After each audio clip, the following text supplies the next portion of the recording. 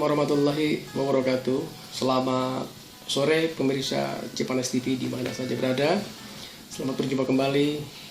Saya Ilham Hamzah dan di hadapan saya Nia Rohania, salah satu tokoh Sri Kandi Cianjur yang bergerak di bidang advokasi aslinya ya. Dan kedua, beliau juga mengajar di beberapa sekolah menengah atas. Selain daripada itu juga beliau adalah salah satu penulis, ya Bu? Ya, ya. Penulis buku ya, tulis buku. Suka menulis. Suka menulis ya, suka menulis. Baik, pemirsa TV Cipanas TV di mana saja berada, kami akan wawancara Ibu Nia Rohania. Selamat sore Bu Nia. Selamat sore Kang Ilham. Apa kabar? Baik, alhamdulillah. Tentunya sehat selalu ya. Sehat selalu, alhamdulillah.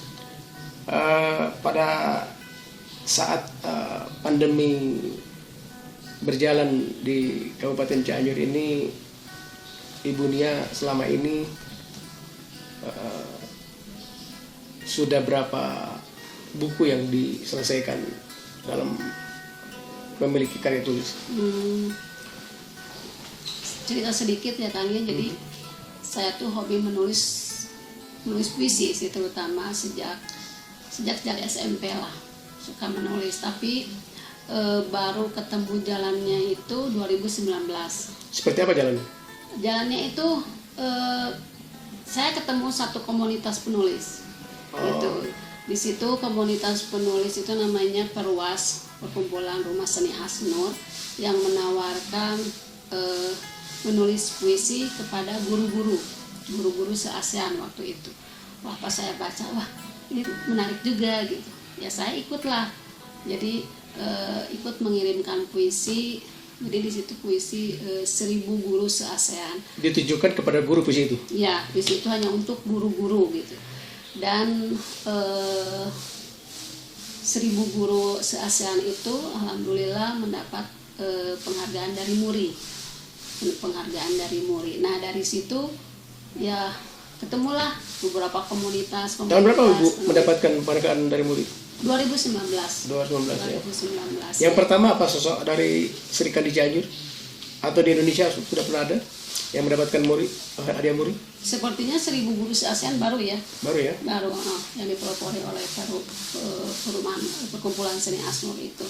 Nah dari situ saya semakin tekun ya. Jadi sampai saat ini sekitar sudah ada 20 buku antologi puisi, puisi kumpulan bersama, nasional maupun tingkat internasional. Iya. Jadi saya sudah menerbitkan 20 buku antologi puisi di dalam dengan penulis-penulis Indonesia, dan juga ada sekitar 5 dengan penulis luar negeri. Jadi ada sekitar. Jadi perkumpulan penulis Indonesia ditambah dari mancanegara 5 orang. Dari mancanegara, enggak, maksudnya 5 buku. Oh, 5 buku. 5 buku dari mancanegara, itu dari beberapa negara seperti ada Amerika, Afghanistan, UK,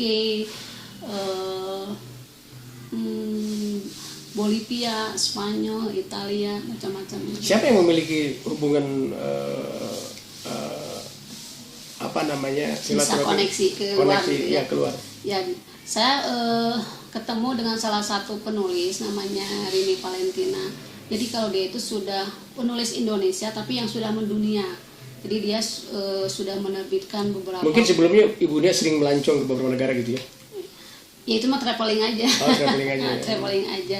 Tapi ketemunya dengan penulis-penulis dunia itu ya di komunitas, gitu. Jadi ya, dan terakhir ini saya menerbitkan satu buku antologi puisi tunggal. Artinya satu buku penuh dengan puisi saya aja.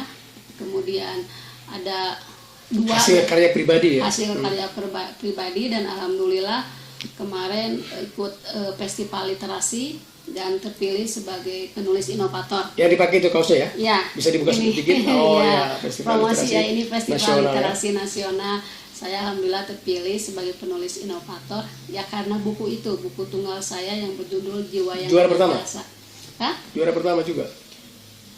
Sebetulnya nggak tahu ya juara pertama atau tidaknya jadi ada kategori guru inovator, kepala sekolah inovator, siswa inovator, penulis inovator. Dari setiap kategori itu dipilih empat pemenang. Yeah. Ya. Masalah juara berapanya tidak tahu ya, cuman saya di situ posisinya ke-1 gitu ya. Nah, di situnya nomor 1 saya Nia, kemudian yang kedua orang Bali, ketiga keempatnya ada yang dari Kalimantan gitu. Nah, ya itulah, alhamdulillah saya tidak menyangka karena memang saya masih penulis pemula ya, dan tujuan menerbitkan buku juga hanya ingin punya karya yang mungkin yang semoga bisa menjadi sejarah kenang-kenangan. Menulisnya pemula mungkin ya, karena punya skill, punya kemampuan dan segala macamnya sudah terpendam sejak kecil kan ya. Iya. Ya, ada kesempatan, ada peluangnya baru kali ini. Ya. Jadi bukan dikatakan pemula juga ya. Mungkin.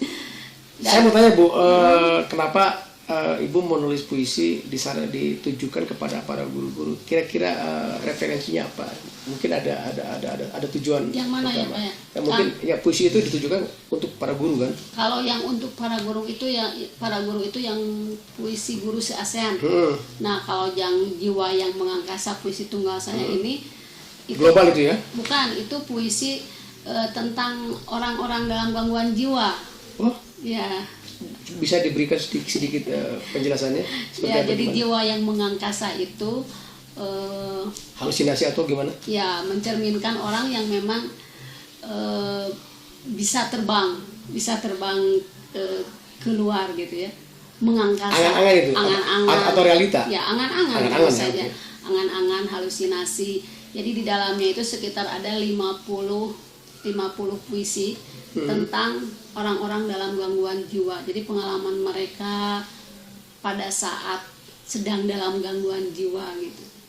Jadi ada yang dipasung, ada yang ceritanya itu mereka seperti sudah ke surga gitu kan. Mereka kemudian ada yang seperti sedang berperang di Palestina gitu kan. Oh, berarti puisi tersebut ditujukan buat orang yang terisolasi ya? Ya.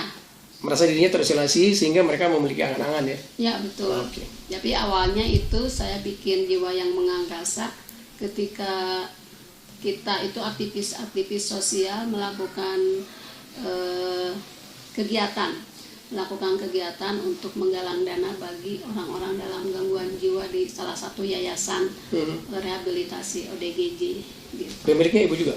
Bukan, pemiliknya orang lain. Orang lain ya? Cuma kita sama teman-teman merasa peduli. Hasil karya tulisan tersebut? Enggak, itu waktu itu bikin pameran seni. Jadi kerjasama dengan pelukis. Kerjasama dengan pelukisannya dijual, hasil donasinya diserahkan ke Yayasan Rehabilitasi ODGJ. Nah, pada saat pameran seni itu saya bikin puisi, 2 buah puisi yang judulnya Aku Gila dan Biasa Kau Panggil Gila. Nah, puisi saya itu dibacakan oleh para pasien ODGJ gitu. Jadi ternyata ODGJ itu bisa disembuhkan walaupun mereka sudah 24, ada yang 24 tahun, ada yang 10 tahun dipasung, tapi dengan kepedulian, dengan pemahaman, pendekatan, kemudian juga tentu saja dibawa ke ahli kejiwaan dan diberi obat secara kontinu terus menerus, alhamdulillah mereka bisa sembuh. Kenapa Bu Nia sangat peduli terhadap orang-orang yang memiliki gangguan jiwa? Mungkin apakah dulunya pernah berkunjung atau memang ada salah satu keluarga yang memang menjadi salah satu sampel, atau mungkin punya teman dekat atau tetangga, kira-kira seperti apa? Tidak, karena memang kalau rutin tidak, tapi saya pernah beberapa kali mengadakan kegiatan di yayasan tersebut. Akhirnya saya bisa melihat langsung. Terinspirasi ya? Terinspirasi di situ, ternyata banyak orang-orang dalam gangguan jiwa dan mereka itu ternyata disembuhkan. Karena saya sendiri, mungkin masyarakat juga pada umumnya kurang paham ya, bahwa kadang ODGJ itu dianggapnya orang yang membahayakan. Kemudian juga banyak yang mereka itu gila itu karena mistis, ya karena ilmu-ilmu hitam gitu. Sehingga di kampung-kampung itu banyak yang ada anaknya yang dalam gangguan jiwa kemudian dipasung sampai puluhan tahun gitu. Nah di situ mereka bisa sembuh, bisa kembali menjadi hidup normal gitu. Akhirnya ya tentu saja saya merasa perlu ini untuk disebarkan pemahaman ini kepada masyarakat luas, agar masyarakat yang lain pun tahu bahwa ODGJ itu bukan makhluk yang membahayakan, tapi manusia yang bisa dikembalikan untuk hidup normal. Menurut Ibu Nia, awalnya mereka dipasung, ada hal apa sehingga keluarga atau orang tuanya atau siapapun yang memasung orang tersebut, ada masalah apa, atau memang mereka mendadak gila, atau memang yang lainnya, atau mungkin apa aja? Ya latar belakang orang sampai terkena gangguan jiwa itu bermacam-macam kan ya. Latar belakangnya ada yang patah hati, kemudian ada yang sakit hati, ada yang dibully gitu ya, ada yang kehilangan seseorang. Berarti awalnya karena depresi ya? Karena depresi gitu. Sebetulnya menurut medikal katanya gitu. Jadi orang yang kena dalam gangguan jiwa itu memang punya kans, artinya sudah ada titik gitu. Jadi kalau titik itu tersentuh dan dia tidak mampu mengendalikan diri, itu bisa terkena gangguan jiwanya. Berarti karena memang keluarga yang tidak memahami, sebetulnya ini adalah sesuatu yang depresi ya, gangguan jiwa, bisa melalui pendekatan, bisa melalui kelembutan, pemahaman segala macamnya. Tidak harus dipasung dan diisolasi, harus begitu ya. Nah itu karena mereka tidak paham. Harusnya ketika anaknya seperti itu cepat-cepat dibawa ke dokter kejiwaan, itu dimasukkan ke rumah sakit jiwa atau dimasukkan ke yayasan rehabilitasi gangguan jiwa. Nah karena mereka orang tuanya tidak paham, ini harus dibawa kemana dan sebagainya, malah kebanyakan dibawa ke orang-orang sakti ya, paranormal gitu kan. Nah kemudian karena tidak tahu kemana alurnya, akhirnya mereka dipasung, karena memang itu jalan satu-satunya supaya. Sebentar, terima kasih pemirsa Cipanas TV. Kita ingin bincang lebih lama lagi. Insya Allah nanti lain waktu, lain kesempatan kita akan undang kembali Ibu Nia untuk memberikan pengalaman-pengalaman bahwasannya setiap orang yang diisolasi itu tidak berarti gila, barangkali hanya karena depresi. Pemirsa Cipanas TV, terima kasih. Sekian, assalamualaikum warahmatullahi wabarakatuh.